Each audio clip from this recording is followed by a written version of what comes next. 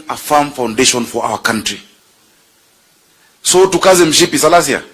Kaza mshipi. Kaza. Kamala, Wangwe. You make decisions today that tomorrow these generations that are coming will thank the leadership that we have today. So Excellency, asante sana. Na mimi na encourage, nimekuwa bunge pale mko. As a leader, if you're doing the right thing, never be afraid to be misunderstood. Do it, they will understand later. Lakini wewe ndio kiongozi, usiongozwe na wananchi. Wewe ongoza wananchi.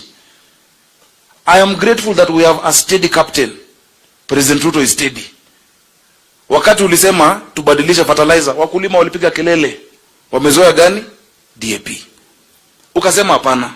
Utafiti umefanywa, ardhi yetu imeangaliwa, udongo umeonwa, wakapiga kelele. Saizi wanafurahi. Wanasema this blend is the best for our country. Sasa ungeyumba uwasikie. Are you the president or are they the president? Wewe ongoza. If you want to lead the choir, na nimefurahi hizo choir ziko hapa na nitawapatia zawadi. But if you want to lead the choir as a choir master, do you look at the crowd or the choir?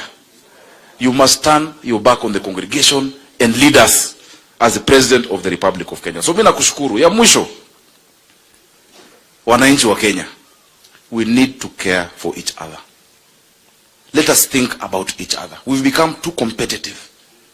Unaambiwa utakatwa, unajifikiria na wewe uko sawa. Kuna watu wanaishi kwa vitongoji duni. And I'm grateful one of the prayers spoke about those in slums. It is not their choice. Leo Tolstoy said, if you feel pain, it is because you are alive. But if you feel somebody else's pain, it is because you are a human being. Just because uko sawa, fikiria yule mwingine ambaye hana mali ya kuishi, ambaye hana chakula. Mimi nimesikia governor Baraza anagawa pesa. Ndio Boni Kalole amesema, tafadhali unikumbuke.